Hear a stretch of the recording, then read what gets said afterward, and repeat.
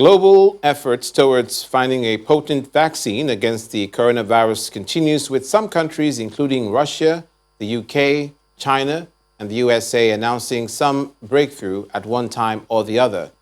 Recently, a pharmaceutical company, Pfizer, and a biotech company, BioNTech, announced they now have a vaccine which is 90% effective. Our next report examines Nigeria's reaction to some of the breakthroughs, as well as local efforts towards vaccine production for COVID-19. Since December 2019, when the index case of coronavirus was reported in Wuhan, China, countries around the world continue to feel the devastating effect of the novel virus. Over 52.7 million cases have been reported globally, with over 1.2 million deaths. The ravages of COVID-19 pandemic and its high infectious rate has forced countries to prioritize research for vaccine and cure for the virus.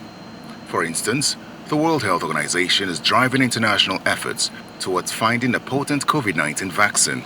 This is besides efforts by some countries. Countries such as China, the United Kingdom, Russia, and the United States of America have all announced some breakthrough in recent times. But the latest is from Pfizer, which claims over 90% success against the virus. But what does this breakthrough mean for Nigeria? It is a great thing that Pfizer has eventually got that through. But we also know before the Pfizer was Russian vaccine. Now we should be talking of Nigerian vaccine. But the truth is that there's nothing on ground to suggest that we are ready. At the weekly briefing of the Presidential Task Force on COVID-19, the government says it will cautiously assess the new vaccine. With what is happening all over the world, we might not be able to get to the point that the vaccine will catch up with us. By the time the world decides that 20% will go to the most vulnerable, you know that you and I don't fall into that category. Nigeria is a member of the WHO Solidarity Countries, which is a multinational effort toward finding a potent vaccine and cure for COVID-19. Besides being part of this global effort, there are also several promises by the government to fund local research for a cure and vaccine production. In May this year, the government announced plans to give up to 500 million naira grants to indigenous researchers. But it appears some of these promises are only on paper. Even the 100 billion the CBN said they were giving to health sector. No doctor has received that money till today. We don't know where it is. We would have been up by now from the experience we garnered during the Ebola of 2014. After that, we all went to sleep.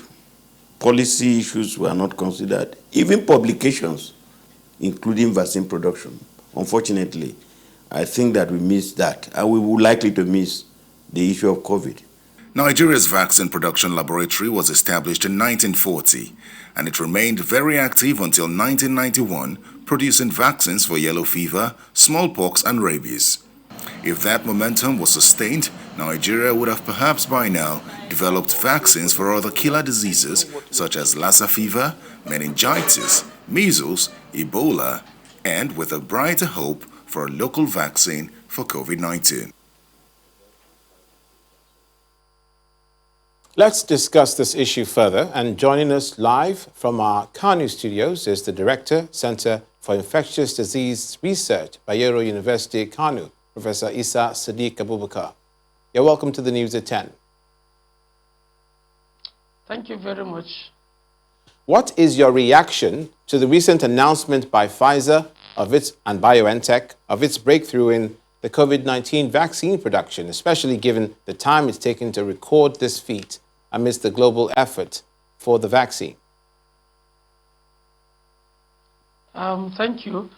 Actually, to everybody who is involved in the fight against COVID-19, the discovery or the manufacture of a vaccine to take care of COVID-19 by Pfizer and BioNTech is a good news, that we are getting to a point where a vaccine appears to be promising. However, we should not celebrate quickly, because there are unfinished businesses to do with that. What I mean by this is that although the vaccine has shown that it can protect up to 90% or even more of that people who are supposed to have COVID-19, yet it was not proven that this can happen in the case of severe form of COVID-19 that might even lead to death. What was made available to us is that it is likely going to protect those with relatively mild case of COVID-19. And again, it is not certain if it will protect those who are supposed to be having the asymptomatic type of COVID-19. Furthermore, it is not certain that this vaccine, even though it has shown that it is not associated with adverse reactions in the short term, we do not know whether on long-term basis it will be able to go free. That is to say that in long term, people who have taken the vaccine might not come down with some adverse reactions. Our experiences with the vaccine is still very primitive or very rudimentary, so we need to have more experience before one can celebrate that this vaccine is 100% available to people. And again, we are going to have a problem with the distribution. A lot of countries are in need of this vaccine in the sense that this is a disease that is affecting almost all countries in the world. And I'm sure the limited amount of vaccine that can be produced under these circumstances will not make it available to all those who are in need of it. So we still have a lot of unfinished businesses to do with a vaccine. We hope that therefore, more effort.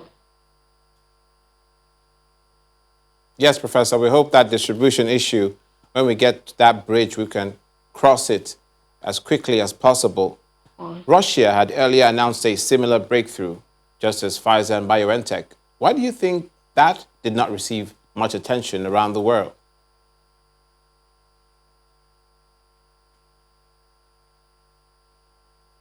Yeah, well, the Russian vaccine is also another one that people need to look at, but then it is also not showing a lot of positive results that we still need to wait further for a vaccine that is coming from Russia, from other countries, to come and solve our problems. But then we need to develop our own local vaccines also, because we have the capabilities, we have scientists, we have some of our laboratories. If the government can give a lot of support, there is a possibility that some of the vaccines can even come up in Nigeria. We have Nigeria Institute of Medical Research, we have Nigeria Institute of Pharmaceutical Researches, as well as the universities. They have a lot of centers that with scientists who are well trained in molecular biology and other areas of science, that when we are able to galvanize all these efforts together and resources, even in Nigeria, we can come up with promising vaccines.